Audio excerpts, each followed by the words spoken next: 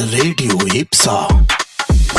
Hello my amazing listener, आप सुन रहे रेडियो इप्सा 91.2 एफएम और मैं यानी वानी एक बार फिर से आ गई हूँ आपके लिए बहुत ही अमेजिंग सा ये शो लेकर जिसका नाम है स्टार्टअप पे बात, जहाँ पर हम करते हैं बातें स्टार्टअप ओनर से और जानते हैं कि भाई इन्होंने इतना बड़ा स्टार्टअप्स कैसे कर लिए हैं और इसी के साथ कैसी रही है इनकी जर्नी और क्या क्या चीज़ें ऐसी थी जो बहुत ही मेमोरेबल थी।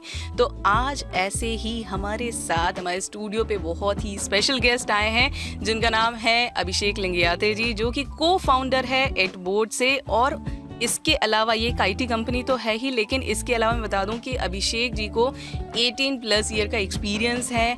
इन्होंने बहुत सारे स्टार्टअप को मेंटर भी किया है, इसके साथ साथ स्ट्रैटेजाइज भी किया है, स्केल अप भी किया है और भी बहुत सारी चीज़ें की हैं। तो सबसे पहले वेलकम कर लेते हैं। सो वेलकम है अभिषेक जी आपका हमारे यहाँ पे स्टार्टअप पे बात में और रेडियो इप्सा 91.2 एफएम पर। Thank you for having me and मुझे बड़ी खुशी हुई कि आज मैं आपके साथ बात कर रहा हूँ और आपके माध्यम से मुझे लग रहा है कि जो मुझे थोड़ी बहुत चीज़ें आती हैं वो मैं कम्युनिटी लेवल पे शेयर करूँगा और लोग शायद इसका थोड़ा सा फ़ायदा उठा पाएंगे। बिल्कुल बिल्कुल फॉर हैविंग मी नाउ। तो अभिषेक जी, जैसा कि हर स्टार्टअप की एक कहानी रहती है, हर स्टार्टअप को जानना मतलब एक अंदर से जानने के लिए उसकी शुरुआत जानना बहुत ज़्यादा ज़रूरी रहता है जी। तो मैं भी वही जानना चाहती हूँ, हमारे जो लिसनर्स हैं वो भी यही जानना चाहते हैं कि आपकी कंपनी की शुरुआत कैसे हुई और कैसे आपने सोचा कि भाई स्टार्टअप ही करना है। जी, तो स्टार्टअप के पहले मैं स्टार्टअप की कहानी आपको बताता हूँ कि मैं MBA करने के बाद मैंने करीब 14 से 15 साल मैंने बहुत अलग अलग कंपनियों के साथ काम किया जी। और मेरा काम एक ही होता था कि उनको स्ट्रेटेजीज में काम करना, कंपनी बड़ी कैसे हो, कंपनी विजिबल कैसे हो, ये मेरे काम होते थे जी। 12 साल मैंने मैनेजमेंट कंसल्टिंग काम करने के बाद मैं इंदौर आया। इंदौर में मुझे पता चला कि यहाँ मैनेजमेंट कंसल्टिंग तो नहीं, यहाँ IT का राज ज़्यादा है जी। तो मैंने IT कंपनी में मैंने स्विच मैंने बड़ा आसान से किया क्योंकि जो MBA मैंने किया था उसमें हमें यही सिखाया जाता था कि बिजनेस होता है। बिल्कुल सही। और आपको बिजनेस करने की आप में कला होनी चाहिए जो हम आपको सिखाएंगे 2 साल। जी। तो मुझे बिल्कुल डर नहीं लगा कि मैं मैनेजमेंट कंसल्टिंग से IT में क्या करूँगा। मैं एक पॉन्ड से दूसरे पॉन्ड में एक मछली की तरह ही कूदा और मैंने तैरना उस दिन से शुरू किया।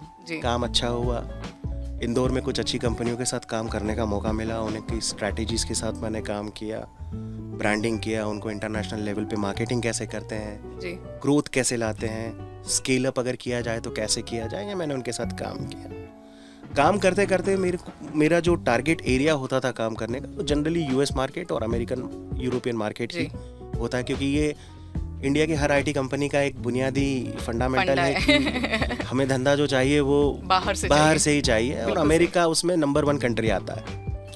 तो मेरे जो पार्टनर है उस टाइम पे वो पार्टनर नहीं थे, उस टाइम पे वो मेरे एज अ क्लाइंट ही थे जिनके साथ मेरी खूब बातें होती थी, मेरी काफ़ी जमती थी उनके साथ। जी जी। काम हम बहुत कम करते थे लेकिन बातें बड़ी बड़ी बहुत ज़्यादा करते थे। अचानक उनके दिमाग में एक दिन ख्याल आया कि यार अभिषेक, हम जो बात कर रहे हैं क्यों ना उसको हम एक बिजनेस के ढांचे में डाल के जरा देखते हैं कैसा होता है जी। तो बातें हुई, आइडिया पे आइडिया क्रिएट किए गए। तो हमने मार्केट टेस्टिंग किया कि मैं एक मैनेजमेंट बैकग्राउंड से आता हूँ, आप वहाँ अमेरिका में बैठे हैं, आप टेक्निकल बहुत अच्छे हैं, मैं बोलने में ठीक ठाक हूँ, मैं स्ट्रेटेजी में ठीक ठाक हूँ, तो हम कैसे जुड़ सकते हैं जी। तो उनके दिमाग में इमीडिएटली ख्याल है कि मैं अमेरिकन मार्केट देखता हूँ, तुम इंडिया में बैठो जी। और तुम सिर्फ स्ट्रेटेजीज बनाओ कि हम अगर एक IT कंपनी फॉर्म करते हैं तो वो हम कैसे काम करेंगे जी। तो धीरे धीरे वो चीज़ें स्टार्ट हुई, बातें बढ़ती गई, 1 से 4 हुए, 4 से 8 हुए और आज 5 साल में हम करीब 100+ कंपनी है जिसमें हमारे मैक्सिमम जो लोग हैं US बेस्ड हैं। मैं अभी एक विचित्र प्राणी हूँ जो इंडिया में हूँ बट हमारा काम कुछ इस तरीके से होता है कि being a co-founder and COO मैं उन लोगों के साथ रोज़ काम करता हूँ रात को बैठ के, कंपनी को बढ़ाने की बातें करता हूँ, मार्केटिंग की बात करता हूँ, स्ट्रैटेजी की बात करता हूँ, क्लाइंट एक्विजिशन की बात करता हूँ और ये सारी चीज़ें बहुत अच्छे तरीके से हो जा रही है। और आज हमारी एडबोर्ड जो है 5-6 साल पुरानी कंपनी हो गई है जिसमें हम प्योरली सेल्सफोर्स सॉल्यूशन और डेटा एनालिटिक्स की बात करते हैं और हमारे मैक्सिमम क्लाइंट जो है वो US और यूरोप के ही हैं। तो इस तरीके से हमारा एडबोर्ड फॉर्म हुआ जो अभी भी मैं कहूँगा कि मैं स्केल अप तो नहीं कहूँगा बट ग्रोथ फेज पे है। जी जी। स्लोली एंड स्टेडीली हम देखते हैं इस चीज़ को हम और बड़ा कैसे कर पाए। जी जी, तो ये बहुत ही अमेजिंग सी आपकी जर्नी रही है। और ये अभिषेक जी हमारे जो स्टार्टअप पे बात में प्रोग्राम है, जितने भी हमारे यहाँ पे एंटरप्रेन्योर्स आए हैं वो मैक्सिमम इंजीनियर रहे हैं जी। तो ऐसा कुछ कनेक्शन है कि इंजीनियरिंग में कुछ स्टार्टअप से रिलेटेड कुछ सिखाया जाता है? क्योंकि आपने भी शायद कंप्यूटर बैकग्राउंड से है, आपने भी कंप्यूटर में ही किया है, तो ये कॉम्बिनेशन जो है वो हमेशा मैंने देखा है कि अधिकतर स्टार्टअप ओनर है या तो वो इंजीनियर है या तो उन्होंने कुछ ऐसा ग्रेजुएशन कंप्यूटर्स में ऐसा किया है, लेकिन एक कोर्स जो है वो स्टार्टअप का कोर्स करके कोई भी स्टार्टअप ओनर नहीं बना जी, है। जी। देखिए क्या होता है, इंजीनियरिंग से शायद बहुत ज़्यादा निकलते होंगे, पर मैंने दूसरे बैकग्राउंड से भी लोगों को देखा है जी। पर इंजीनियरिंग के स्टूडेंट से मेरा रिलेशन ज़्यादा रहा है, क्योंकि इंजीनियरिंग में क्या होता है, एक तो आपको 1 साल ज़्यादा मेहनत कराई जाती है जी। राइट। चौथे साल में आते आते आप ये देखते हो कि यार मैं या तो एक अच्छी कंपनी में प्लेसमेंट लूंगा या मैं प्लेसमेंट तो लेना चाहता हूँ लेकिन प्लेसमेंट मिल नहीं रहा है, तो मैं क्या करूँगा जी। स्टेक्स हाई होते हैं आपके पास, क्योंकि आप रिलेटिवली एक बीकॉम स्टूडेंट से या बीएससी के स्टूडेंट से आप 1 साल ऑलरेडी पढ़ाई ज़्यादा कर चुके हो जी। आप पे उम्मीदें ज़्यादा होती हैं जी। तो आप दिमाग भी उसी तरह से दौड़ाते हो राइट कि यार अगर मैंने 1 साल और बर्बाद कर दिया मैं क्या करूँगा जी। राइट। तो पिछले 3-4 साल से मैं आपको, अगर मैं जो मार्केट इवेल्यूएट कर रहा हूँ, तो इसमें स्टार्टअप करने का बहुत सारा जो आप कहेंगे मोटिवेशन जो आ रहा है वो टीवी से भी आ रहा है जी। उसका सबसे लेटेस्ट एग्जांपल आप देखोगे शार्क टैंक। ट्रू।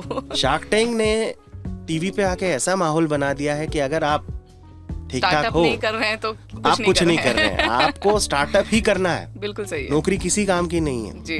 राइट। पर मैं थोड़ा सा अलग सोचता हूँ जी जी। राइट। मेरा ये मानना है कि देखिए आप स्टार्टअप कीजिए, अच्छी बात है, लेकिन स्टार्टअप के लिए आपके पास कुछ बुनियादी स्किल्स होनी चाहिए। बिल्कुल सही है। राइट। वो मैं आगे धीरे धीरे मैं अपने क्वेश्चंस में वो लाऊंगा वो चीजें। बिल्कुल बिल्कुल। तो अभिषेक जी से बहुत सारी बातें करना है, लेकिन अभिषेक जी अभी फिलहाल वक्त हो गया एक छोटे से ब्रेक का। ब्रेक के बाद मैं आऊंगी और करूंगी और भी बात है अभिषेक जी से।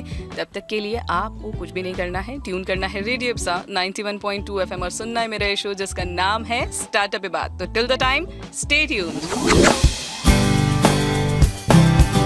Radio Ipsa.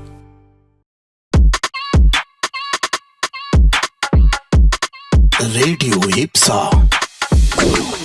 Hello and welcome back my amazing listener. आप सुन रहे हैं रेडियो इप्सा और मैं यानी वानी एक बार फिर से आ गई हूँ आपके लिए बहुत ही अमेजिंग सा शो लेकर जिसका नाम है स्टार्टअप पे बात, जहाँ पर हम स्टार्टअप की इन एंड आउट्स जानते हैं, इनसाइट्स जानते हैं और बहुत सारी ऐसी चीज़ें जानते हैं जो हमें स्टार्टअप के बारे में नहीं पता होती है। तो वैसे ही आज हमारे शो पे स्पेशली आए हैं अभिषेक लिंगियाते जी, जो कि को फाउंडर है एडबोर्ड IT कंपनी के। तो अभिषेक जी, जैसा कि ब्रेक पे जाने से पहले आपने मुझे आपकी अमेजिंग सी जर्नी बताई, और इसके अलावा हमारे लिसनर्स जो है वो आजकल देखा है आपने कि स्टार्टअप एक जो है बहुत ही बज़वर्ड हो गया है। Every youngster want to do the startup, लेकिन बहुत सारे आपने जैसे बताया कि सीरियल्स भी आ गए हैं, शार्क टैंक आ गया है, तो सब कोई स्टार्टअप करना चाहता है, लेकिन startup is not an easy task. मतलब आपको दिखता बहुत सुंदर है, लेकिन जब आप एक्चुअल में काम करते हैं तो कहीं ना कहीं वो बहुत ज़्यादा संघर्ष में ही होता है।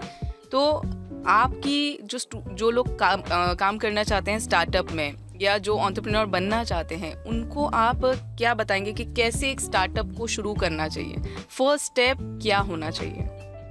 देखिए बहुत ही इम्पोर्टेंट क्वेश्चन है ये स्टार्टअप को लेके, क्योंकि क्या होता है कि जब आप किसी टीवी से शो से इंस्पायर हो जाते हैं जी, तो आप सिर्फ फाइनल आउटपुट देखते हैं कि यार उसको 1 करोड़ का फंडिंग मिल गया जी, वो टीवी पे आके तारीफ ले गया, but that is something the last point. उसके पहले बहुत मेहनत होती है जो शायद आपको शार्क टैंक नहीं दिखाता है जी, या आपको कोई नहीं बताता है। वो सिर्फ जो स्टार्टअप जिसने स्टार्ट किया है वो उसको पता होता है। बिल्कुल सही। आज हम जिस जमाने में जी रहे हैं वहाँ पे हर कोई बिजनेस करना चाहता है या बिजनेस कर रहा है जी। सबके पास आइडिया है, लेकिन कौन सा बिजनेस सक्सेसफुल होगा या कौन सा नहीं होगा, वो डिफरेंस लाता है उसमें कि आप उसमें कितना सोच विचार करके आ रहे हैं जी, है ना। तो आप स्टार्टअप करना कोई भी चाहता है तो सबसे पहले मैं उनको यही एक सजेशन देना चाहूँगा कि एक बहुत ही स्ट्रॉन्ग मार्केट रिसर्च आप कीजिए। ओके। कि आप क्या ऐसा करेंगे मार्केट में कि जिसको लोग खरीदें, जी यूज करें, जी। बार बार यूज करें, बार बार खरीदें और उसके लिए आपको पैसे दें। राइट। जनरली लोग ये चीजें नहीं करते हैं। वो बिजनेस में आते हैं, कैसे आते हैं कि यार मेरे मौसी का लड़का एक काम कर रहा है, वो बहुत सक्सेसफुल है, मैं भी वही करूंगा। मैं भी वही कर लेता हूँ, बिल्कुल सही कहा। मेरा पड़ोसी एक काम कर रहा है, उसमें उसको बड़ी मजा आ रही है, मैं भी वही करूंगा। पर हो सकता है मौसी का लड़का या पड़ोसी, उन्होंने बहुत मेहनत करी हो वो बिजनेस स्टार्ट करने में, जो आज आपको उनका आउटपुट दिख रहा है कि वो बहुत सक्सेसफुल है। तो जब आप कोई बिजनेस स्टार्ट करना चाहते हैं, आपको पहले समझना पड़ेगा कि मैं ऐसी कौन सी समस्या है लोगों की सॉल्व कर रहा हूं जो आज तक किसी ने सॉल्व नहीं करी है। बिल्कुल सही है। मैं उन्हें ऐसा क्या दे रहा हूं, प्रोडक्ट दे रहा हूं, सर्विस दे रहा हूं, क्या दे रहा हूं जो वो लेने के लिए मेरे पास आएंगे लोग, मुझे पैसे देंगे और मेरा स्टार्टअप बड़ा होगा। तो ये मार्केट रिसर्च करना बहुत जरूरी है। I am sorry for my bad throat. नहीं, it's okay। तो जब आप ये मार्केट रिसर्च करके आप पता लगा लेते कि यार हाँ, ये प्रोडक्ट जो है, ये सर्विस जो है, मैं लोगों के पास ले जाऊंगा तो मेरा स्टार्टअप सक्सेसफुल होगा। तो आप मार्केट रिसर्च करने के बाद फिर आप आते हैं प्रोटोटाइप के ऊपर। जी। प्रोटोटाइप का यही कहना होता है कि यार आप कोई चीज बड़ी करना चाहते हैं, वेल एंड गुड, लेकिन आप पहले उसको छोटे पैमाने पे कीजिए। जी। फॉर एग्जाम्पल, आप फूड बिजनेस में जाना चाहते हैं और आप कहते हैं कि मैं सैंडविचेस ऐसे खिलाऊंगा लोगों को जो हेल्दी भी हों, टेस्टी भी हों। आप पहले दिन ही बड़ा सा मॉल में एक दुकान मत लीजिए, रेस्टोरेंट मत कीजिए, अपने घर से ही शुरुआत कीजिए। जी। अपने पड़ोसियों को दीजिए, दोस्तों को दीजिए, रिलेटिव्स को दीजिए, कंटिन्यूस फॉलोअप लीजिए, पूछिए क्या अच्छा लगा, क्या इम्प्रूवमेंट हो सकता है, जी। क्या आप मुझे इस चीज के पैसे देंगे। और जब आपको एक पॉजिटिवनेस मिले आपके फीडबैक्स में, काम बड़ा कीजिए, फिर देरी मत लगाइए, फिर आप सीधे जंग के मैदान में घुस जाइए। बिल्कुल सही। ये मेरा काम, मुझे 100-200 लोगों से मुझे पॉजिटिव फीडबैक आया है, मेरा प्रोटोटाइप मेरे लेवल पे सक्सेसफुल हुआ है, मैं इसको बड़ा करूंगा। जी। फिर आपको पीछे नहीं देखना कि नहीं मैं अभी और प्रोटोटाइप बनाऊंगा, क्योंकि क्या है, ऐसा भी देखा गया है कि आपका आइडिया बहुत अच्छा है, आप सोचने में लगे रह गए, इट्स ऑफ नो यूज। और कुछ लोग होते हैं जो आइडिया जिस दिन आया उसको उस दिन थोड़ा सा सोच विचार करके उसको एग्जीक्यूट करते हैं और उसको ठीक करते रहते हैं। बिल्कुल सही है। कंटिन्यूस मार्केट में वो फीडबैक लेते रहते हैं अपने टारगेट ऑडियंस से, जो सबसे इम्पोर्टेंट चीज है। फीडबैक लेते हैं, करेक्ट करते हैं अपने आइडिया को, आगे बढ़ते जाते हैं और आप देखिए बहुत जल्दी उनको सक्सेस मिल जाती है।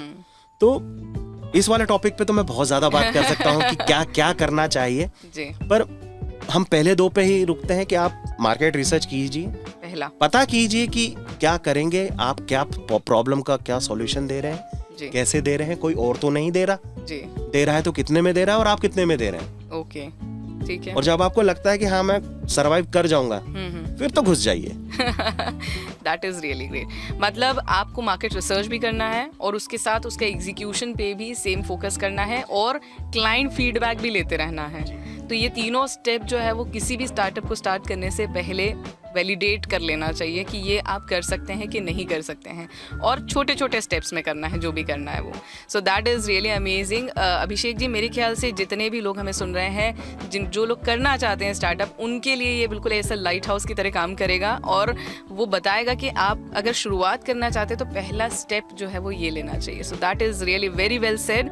सो इस तरह की और भी बातें जो हैं वो अभिषेक जी से करना बाकी है, लेकिन फिलहाल एक वक्त हो गया है, तो आप भी पानी वानी पीजिए, हाइड्रेट होइए, हम भी थोड़ा पानी पीते हैं और अभिषेक जी से और भी बातें करते हैं और भी सवालात करते हैं। तब तक के लिए आप सुनते रहिए रेडियो इप्सा 91.2 FM, जो कहे दिल की बात, मेरी यानी वानी के साथ, और शो का नाम है स्टार्टअप पे बात। Radio Ipsa, radio Ipsa 91.2 FM पर आप सुन रहे हैं मुझे यानी वानी को, और शो चल रहा है स्टार्टअप पे बात, जहां पर हम कर रहे हैं भाई स्टार्टअप पे ही बात। हमारे साथ जो है अभिषेक लिंगियाते जी हैं, जो कि एडबोर्ड के को फाउंडर है, COO है, और जो हम बता रहे हैं बहुत ही इनसाइट्स एक स्टार्टअप के बारे में। जैसा कि ब्रेक पे जाने से पहले अभिषेक जी ने हमें बताया था कि किस तरीके से एक स्टार्टअप जो है उसको शुरुआत करने से पहले आपको क्या क्या चीज़ें ध्यान रखना चाहिए, और उसी के साथ आपको कैसे छोटे छोटे स्टेप में इन चीज़ों को एग्जीक्यूट करना चाहिए। तो अभिषेक जी, ये तो बात हो गई कि कैसे शुरुआत करें, लेकिन अभी जैसा कि लोग शार्क टैंक देखते हैं, लोग बहुत सारी चीज़ें देखते हैं, सीरियल्स देखते हैं, और जो एक माहौल देखते हैं ना, हमारे यहाँ पे स्किल इंडिया पे बहुत ज़्यादा फोकस किया जा रहा है, लेकिन कुछ एक ऐसी चीज़ें रहती है जो यंगस्टर में मिसकंसेप्शन है। उनको ऐसा लगता है स्टार्टअप एक बहुत कूल चीज़ है और इसको कर लेते हैं, बहुत ईजी होती है और बहुत ईजीली कर लेंगे, बीन बैग पे बैठ के आराम से कर लेंगे। तो क्या मिसकंसेप्शन आपको ऐसा लगता है कि जो लोगों को पता होना चाहिए कि ये एक्चुअल स्टार्टअप ये होता है और दिस इज द मिसकंसेप्शन? तो ऐसे कौन सी बातें जो हैं जो आप हमारे लिसनर्स के साथ शेयर करना चाहते हैं? ये बहुत ही इम्पॉर्टेंट क्वेश्चन है। जब भी मैं अपने एंटरप्रेन्योरशिप स्टार्टअप्स के सेमिनार से लेक्चर लेता हूँ, मैं सबसे ज़्यादा फोकस इसी क्वेश्चन पे करता हूँ कि आप स्टार्टअप फील्ड में क्यों आना चाहते हैं। आपने ऐसा क्या देख लिया कि जस्ट कॉलेज के बाद या आप अपनी जॉब छोड़ के आप एक एंटरप्रेन्योर बनना चाहते हैं, स्टार्टअप करना चाहते हैं। तो मोस्टली लोग जो हैं मुझे ये बोलते कि सर मैंने तो शार्क टैंक देख के मैं इन्फ्लुएंस हो गया कि उसको 1 करोड़ का फंडिंग मिल गया, मेरे पास भी बहुत बढ़िया आइडिया है। मैं वहीं से बात शुरू करता हूँ कि देखिए क्या होता है, स्टार्टअप वो नहीं है जो आप समझते हैं। आप सैकड़ों हजारों लोगों में से 5-10 लोगों की स्टोरी देखते हैं शार्क टैंक पे जो काबिल थे या जो सक्सेसफुल हो गए और उनको शार्क टैंक पे हाथों हाथ लिया। आप उन लोगों को नहीं देख रहे हैं जो शार्क टैंक नहीं पहुंच पाए। ट्रू। और वो लोग तो बिल्कुल नहीं पहुंच पाते जो सिर्फ आइडिया लेके घूमते हैं जेब में। देखिए, एक आइडिया जिसको एग्जीक्यूट नहीं किया गया है उसकी कोई वैल्यू नहीं है। जैसा अश्विन ग्रोवर कहता है ना, किलो के भाव में बिकते हैं। किलो के भाव बिल्कुल बिकते हैं। एंड एक आइडिया अगर आपके जेब में है तो हो सकता है 100 आइडिया किसी और के जेब में हो जी, राइट।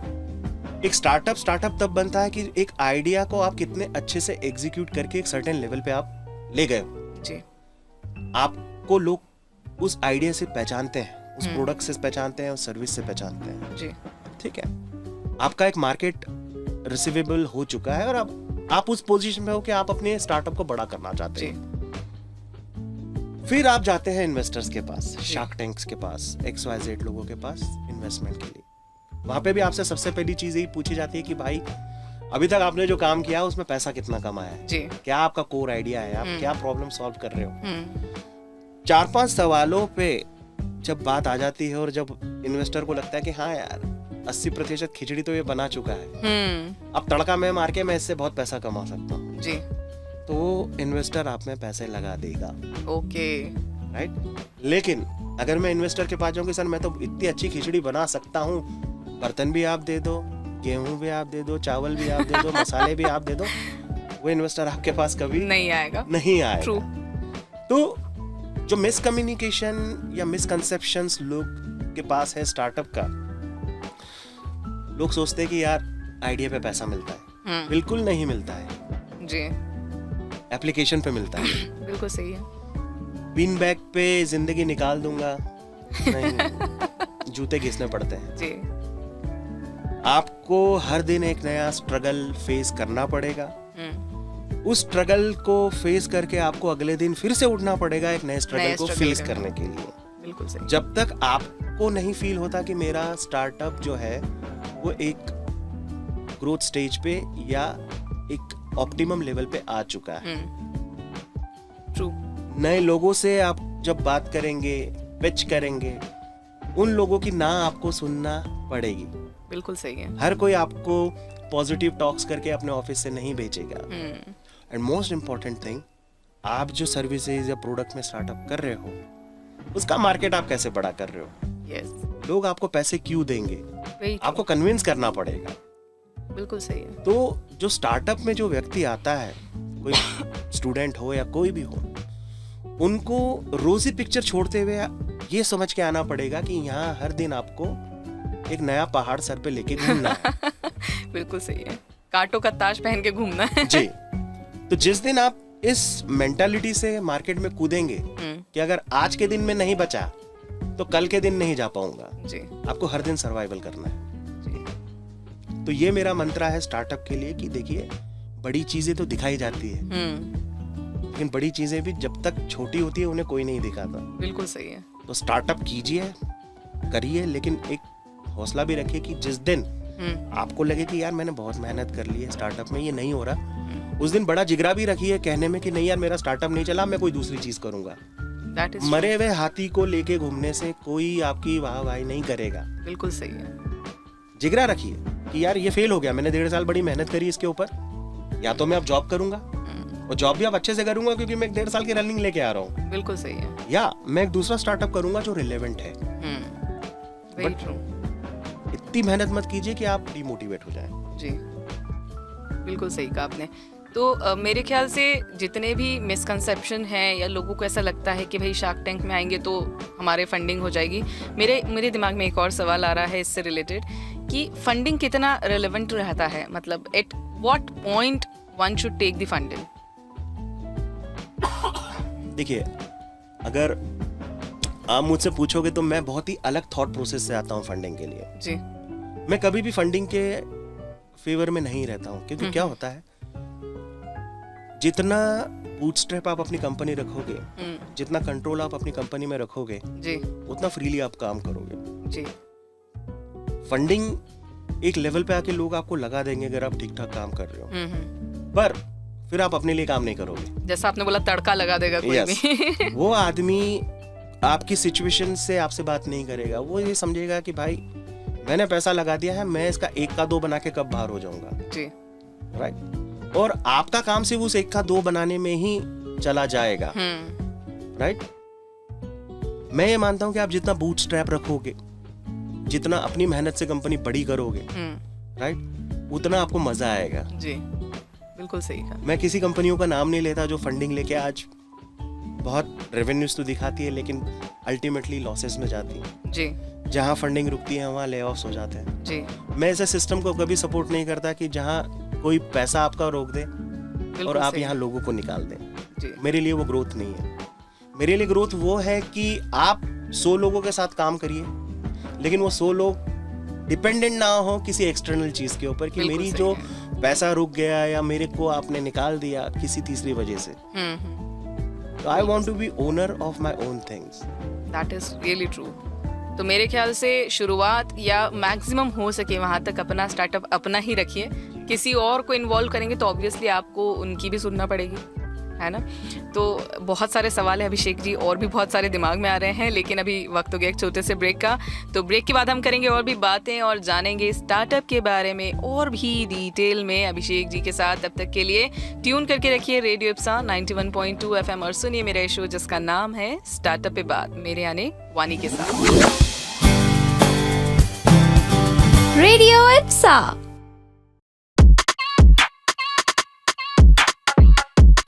रेडियो इप्सा 91.2 FM पर आप सुन रहे हैं स्टार्टअप पे बात, मेरी यानी वानी के साथ। और वानी एक बार फिर से आ गई है आपके लिए बहुत ही अमेजिंग सा शो लेकर, और जहां पर हम कर रहे हैं स्टार्टअप पे ही बात। और अभिषेक जी जो हमें बता रहे हैं इनसाइट ऑफ अ स्टार्टअप, और उसके अलावा जो बहुत ही बेसिक चीज़ें रहती हैं स्टार्टअप के बारे में, वो हमें बहुत सारी चीज़ें बता चुके हैं वैसे तो ऑलरेडी।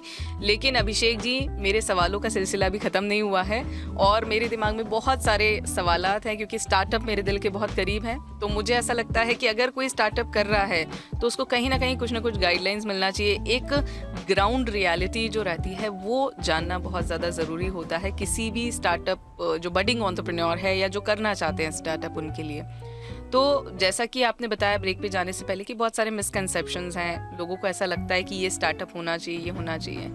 लेकिन अगर मैं कोई स्टार्टअप कर लेती हूँ और मेरा ठीक ठाक चलने लगता है स्टार्टअप अगर, लेकिन उसके बाद सबसे बड़ा प्रॉब्लम होता है स्केलिंग अप द स्टार्टअप। तो in your view what is the key factor या स्केलिंग अप जब आप करते हैं तो आपको किन बातों का स्पेसिफिकली ध्यान रखना चाहिए या क्या स्टेप्स लेना चाहिए अगर आप अपने स्टार्टअप को स्केल अप करना चाहते हैं तब?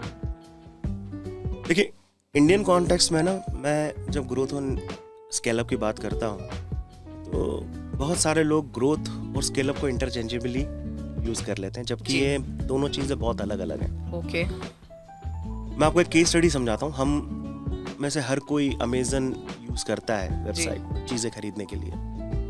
तो जब 1995 में जेफ बेजोस ने अमेजन स्टार्ट किया था तो वो एक वेबसाइट थी जो किताबें बेचती थी, जी, right. Slowly and steadily Jeff Bezos ने एक एनवायरनमेंट क्रिएट किया, एक इंफ्रास्ट्रक्चर क्रिएट किया, रेवेन्यू जनरेट हुआ, उससे मार्केट कैपिटलाइजेशन हुआ, थोड़ा सा ब्रांड अवेयरनेस हुआ, लोगों का पैसे कमाने शुरू हुए, ठीक है। फिर जेफ बेजोस ने सोचा यार अब मुझे ग्रोथ तो आ गई है, इंफ्रास्ट्रक्चर हो गया है, लोग जानने लग गए अमेजन क्या होता है, अब मैं क्या करूं।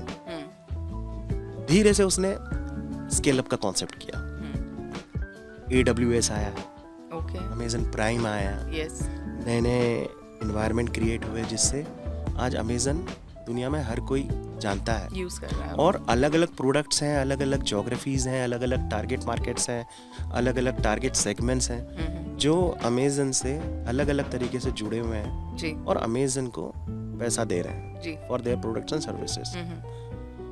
तो मेरा ये मानना है कि जब आप स्केल अप की बात करते हैं तो स्केल अप के पहले आप सबसे पहले सोचिए कि मैं अपने बिजनेस को एक ठीक ठाक लेवल पे लाया हूँ क्या, यस, क्या मेरा वो इंफ्रास्ट्रक्चर बन चुका है ना, क्या मेरा रेवेन्यू स्टडी हो गया है।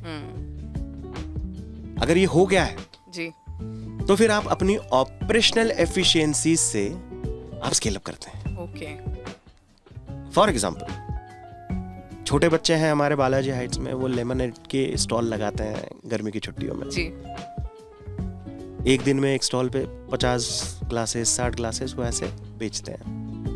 अगर मैं उसी को बिजनेस आगे बढ़ाना कोशिश करूं कि यार ग्रोथ तो आ गया है, तुम 5 रुपए का लेमनेड 10 रुपए में बेच रहे हो और तुम कमा रहे हो पैसा जी, अब इसको स्केल अप कैसे करोगे।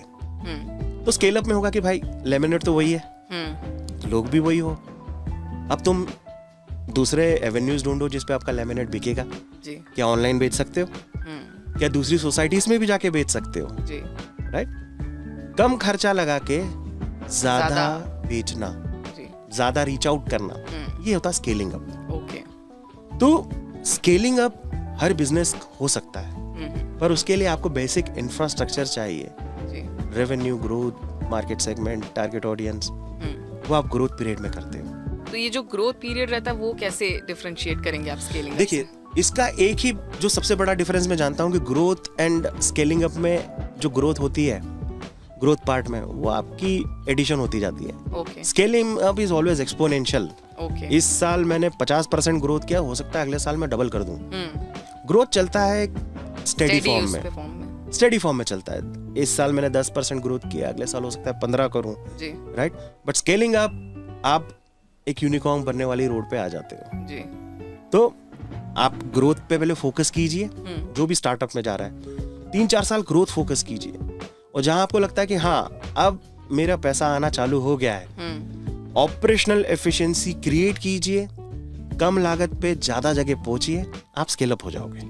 ओके, तो ये तो एक टेक्निक्स है, मतलब कि अगर आपको स्केल अप करना है तो आप इस तरीके से जी ये कर सकते हैं। इसके अलावा और कुछ ऐसी स्ट्रैटेजीज या टेक्निक जो आप सजेस्ट करना चाहते हैं, अगर कोई स्केल अप करना चाहता है कोई स्टार्टअप, तो उनके लिए क्या आप सजेस्ट करेंगे? और देखिए स्केल अप के लिए फिर आपके बहुत सारे चीज़ें आपको दिमाग में लानी पड़ती हैं। टेक्नोलॉजी का पार्ट आ जाता है जी, फॉर एग्जांपल इंदौर में अगर कोई है व्यक्ति जो अपने एक नॉर्मल शॉप से या जगह से ही बिजनेस कर रहा है, जी, टेक्नोलॉजी लाके वो अपने प्रोसेस ऑप्टिमाइज कर सकता है। CRM आप ला सकते हो, मोबाइल एप्लीकेशंस ला सकते हो, जी, है ना, जिससे आपको डेटा ड्रिवन डिसीजंस लेने में आपको बहुत मदद मिलेगी। क्योंकि मैं डेटा एनालिटिक्स इंडस्ट्री से ही आता हूँ। पूरी दुनिया में आज जितने भी कंपनीज हैं, छोटी हैं बड़ी हैं, वो हर कोई अपने डेटा पे काम करके, पास्ट डेटा हो या प्रेजेंट डेटा हो, लाइव डेटा हो, उस पे फोकस करके वो कैसा काम कर रहे हैं, उस पे वो डिसीजन लेते हैं। तो स्केलिंग अगर आपको करना है तो आपको डिसीजन तो लेने पड़ेंगे और काफी फास्ट डिसीजन लेने पड़ेंगे।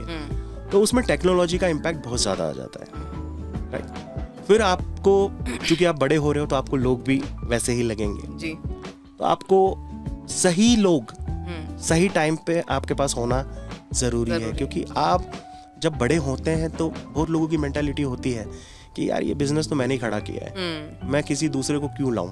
बिल्कुल सही है। पर ये देखिए जो बिजनेस होता है ना, ये स्टार्टअप एंटरप्रेन्योरशिप, ये क्रिकेट या फुटबॉल या एक टीम स्पोर्ट्स जैसा होता है। आप कितना अच्छा भी अकेला खेलोगे ना, आपको बाकी 10 लोगों की जरूरत पड़ेगी। बिल्कुल सही है।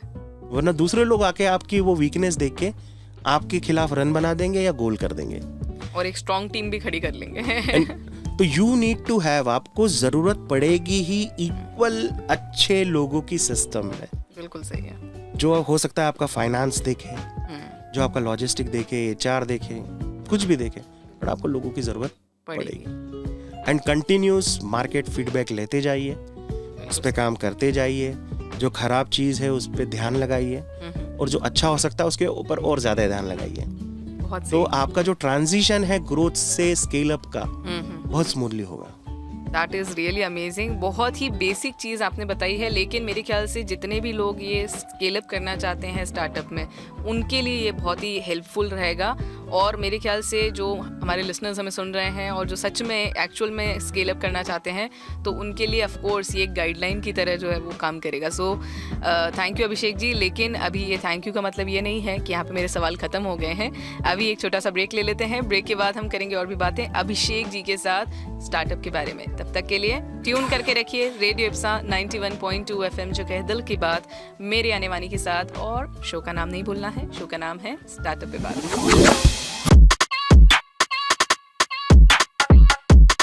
Radio Ipsa. Welcome back my amazing listener. आप सुन रहे हैं रेडियो इप्सा 91.2 FM, और मैं यानी कि वानी एक बार फिर से आ गई हूँ आपके लिए बहुत ही प्यारा सा ये शो लेकर। और इस शो में बहुत सारी बातें हम करते हैं स्टार्टअप के बारे में। शो का नाम है स्टार्टअप पे बात, और अभी हमारे साथ फिलहाल हमारे स्टूडियो में है अभिषेक लिंगियाते जी, जो कि को फाउंडर है एडबोर्ड के, और उसी के साथ COO भी हैं। और अभिषेक जी से हमने बहुत सारी बातें की हैं, बहुत सारी चीज़ें आपने क्लियर कर दी हैं अभिषेक जी। ब्रेक पे जाने से पहले हमने बात की थी कि भाई क्या क्या मिसकंसेप्शंस रहते हैं, इसके अलावा क्या क्या आपको एक टीम बिल्टअप करना है, तो क्या क्या चीज़ें आपको करना चाहिए किसी भी स्टार्टअप के लिए, और स्केलिंग अप जो है स्पेशली, तो वो आपके लिए बहुत ज़्यादा इम्पॉर्टेंट होता है। पर जैसे जब हम स्केल अप करते हैं अभिषेक जी, जैसा कि टीम की बात आपने की थी ब्रेक पे आने से पहले, तो जब हम कोई टीम सिलेक्ट करते हैं, या एक कह सकते हैं कि स्केलिंग अप करते टाइम भी हम एक टीम असेंबल करते हैं जो हमारे स्टार्टअप के लिए, तो क्या ऐसी क्वालिटीज़ और कैरेक्टर्स होना चाहिए किसी भी टीम में कि ये स्टार्टअप के लिए फिट है? ऐसे कौन कौन से कैरेक्टर्स या क्वालिटीज़ होना चाहिए? देखिए, ये बहुत ही इम्पोर्टेंट क्वेश्चन है जब आप स्टार्टअप या किसी भी ऑर्गेनाइजेशन के बिल्टअप पे बात करते हैं, क्योंकि एक टीम ही है जो एक कंपनी को या तो बड़ा बनाती है जी, या बड़े से छोटा कर देती है। बिल्कुल सही। तो जो बड़ा करती है हम उसके बारे में बात कर रहे हैं। बिल्कुल सही। क्या होता है, एक को फाउंडर का एक आइडिया हो सकता है, एक विजन हो सकता है कि ये मुझे करना है, पर हर केस में ये 100% सही बात है कि वो अकेला ये काम नहीं कर सकता। कोई भी फाउंडर को फाउंडर हो जी, एक सर्टेन लेवल तक वो पहुंच सकता है, पर एक विजन अचीव अकेला नहीं किया जा सकता। बिल्कुल सही कहा।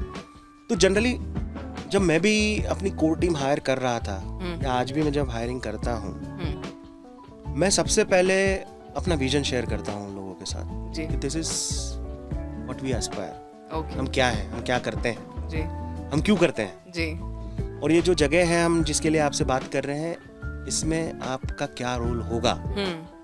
तो मैं जब किसी को हायर करता हूँ, आई मेक श्योर कि वो बंदा मेरा विजन शेयर करे जी, क्योंकि जब विजन शेयर होता है ना, तो देखिए बहुत सारी चीजें आसान हो जाती हैं जी। आप हर दिन उस बंदे को ये नहीं बता सकते हो कि यार मुझे आपसे ये चाहिए, यस, आपको ये करना है और ये नहीं करना है, राइट। लेकिन जब आपके टीम में एक सही आदमी आ जाता है, तो वो आपकी स्पीड बढ़ा देता है। बिल्कुल सही है। वो एक आपका एक्स्ट्रा व्हील का काम करता है, एक्स्ट्रा इंजन का काम करता है जी, जो आपकी स्पीड और एफिशिएंसी को बढ़ाने में काम करता है, सेम डायरेक्शन में।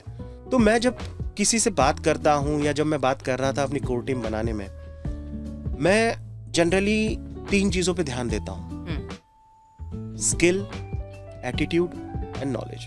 ओके। लेकिन इन तीनों में सबसे ज्यादा वेटेज जो मैं देता हूँ किसी को हायर करने में, वो होता है एटीट्यूड। ओके।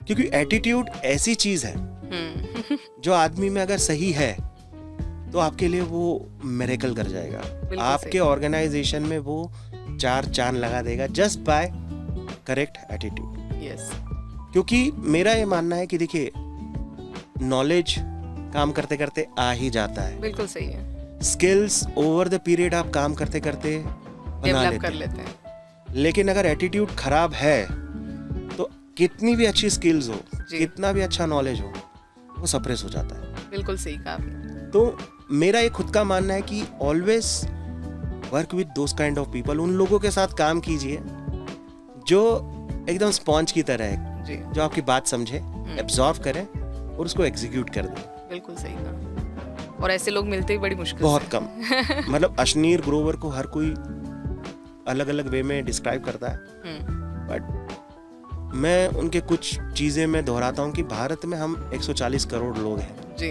लेकिन आप जब ढूंढने जाओगे ना काम का बंदा, आपको नहीं मिलेगा। नहीं मिलेगा, बिल्कुल सही कहा। नहीं मिलेगा, क्योंकि हम लोग इंस्पायर्ड होते हैं मूवीज से, जी, हम लोग इंस्पायर होते हैं उन चीज़ों से जो रियलिटी में नहीं है। जी, क्योंकि हम लोग जब पढ़ते हैं, स्कूल में होते हैं, कॉलेज में होते हैं ना, तो हम रियल लाइफ हीरोज के बारे में हम किताबों में हम नहीं पढ़ते हैं। बिल्कुल सही कहा। अगर हमें पढ़ाया भी जाता है ना, तो हम रट्टा मार के पास होके निकल जाते हैं, हम उनसे कुछ खींचते नहीं हैं। जी, मैं बहुत सारे स्टूडेंट से मिलता हूँ, मैं उनसे एक ही सवाल पूछता हूँ इंदौर में कि आपने 4 साल की पढ़ाई, 3 साल की पढ़ाई कॉलेज में, आपने कौन सी एक ऐसी स्किल है जो डेवलप करी है?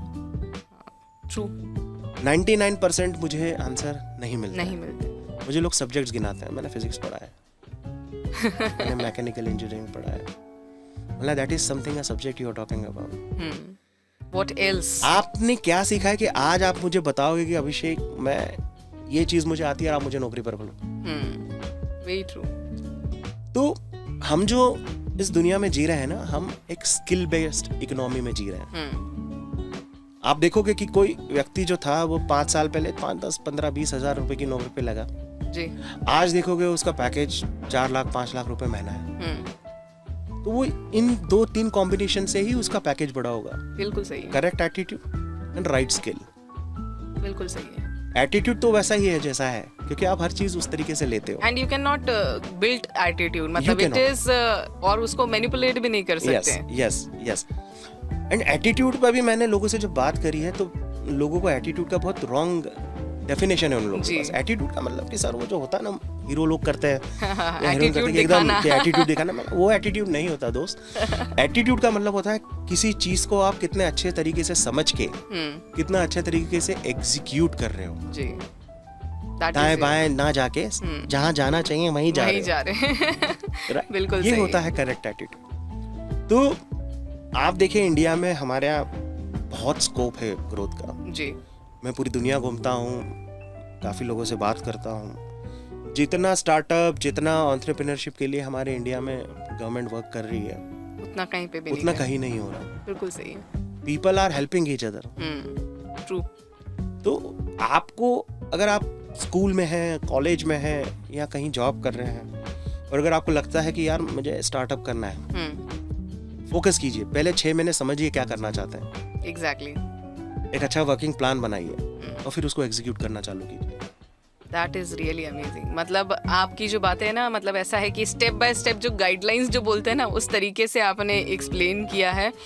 लास्ट में अभिषेक जी, बस हमारे जो लिसनर्स हैं उनके लिए आपका क्या मैसेज है वो मैं जानना चाहूँगी। जो हमारे बडिंग एंटरप्रेन्योर जो हमें सुन रहे हैं, जो स्टूडेंट्स हमें सुन रहे हैं, या जो ऐसे लोग जो जॉब में हैं और स्टार्टअप करना चाहते हैं, उनके लिए आपका क्या मैसेज है?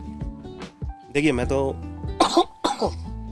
सबसे एक ही बात कहना चाहूँगा कि अगर आप इंदौर में हैं, जैसे कि मैं आज से 8 साल पहले पूना से इंदौर आया था जी, काफ़ी अच्छा समय वहाँ पे मैंने व्यतीत किया था पूना में। तो मुझे आज फील होता है कि इंदौर ना किसी भी दूसरे शहर से कम नहीं है जी, उल्टा हम आगे हैं जी, और यहाँ पे जो प्रबल संभावनाएं हैं आगे बढ़ने की, वो आप एक्सप्लोर कीजिए जी।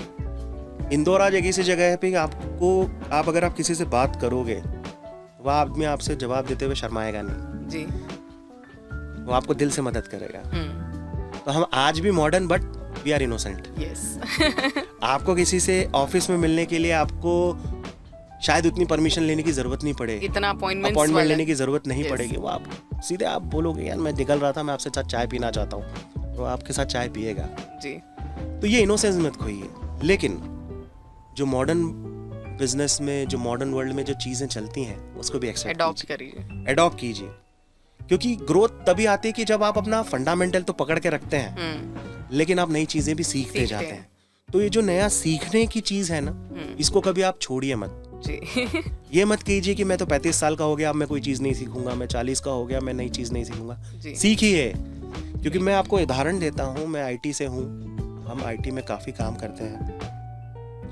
पिछले 6 महीने में हम जिस तरीके से काम कर रहे हैं, हम 2 साल पहले कभी नहीं करते थे जी।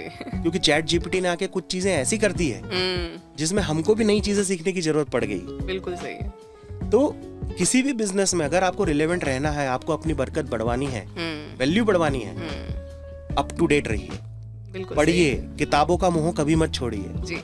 किताबें पढ़िए, किताबें आपको वो काम करेंगी कि आप किसी आदमी का एक्सपीरियंस उससे बात करने के बजाय उसने जो किताबों में लिख दिया है आप उसको एब्जॉर्ब करोगे, आपका मेंटली एनहांसमेंट होगा जी। आपका वैल्यू प्रोपोजिशन बढ़ेगा मार्केट में।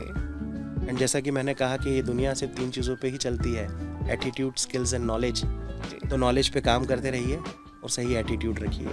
That is really amazing. आपसे बात करके ऐसा लग रहा है कि कोई किताब ही पढ़ रही हूँ, मुझे ऐसा लग रहा है।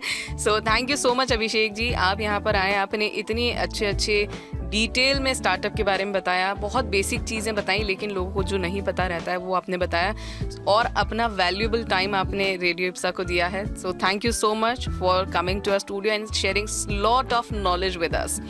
So thank you so much. तो ये थे हमारे साथ अभिषेक जी, जिन्होंने बहुत सारी बातें की हमसे स्टार्टअप के बारे में और बहुत सारी डिटेल्स भी बताएं, इनसाइट्स बताएं सब चीज़ों के। और इस तरह की और भी अगर आपको बातें जाननी है तो आपको क्या करना है, हर बार मैं बताती हूँ, बहुत ही सिंपल सा काम है। आपको मेरा ये शो सुनना है जिसका नाम है स्टार्टअप पे बात, और ट्यून करके रखना है रेडियो इप्सा 91.2 FM, जो कहे दिल की बात, मेरे यानी वानी के साथ। So till the time stay tuned. Radio Ipsa.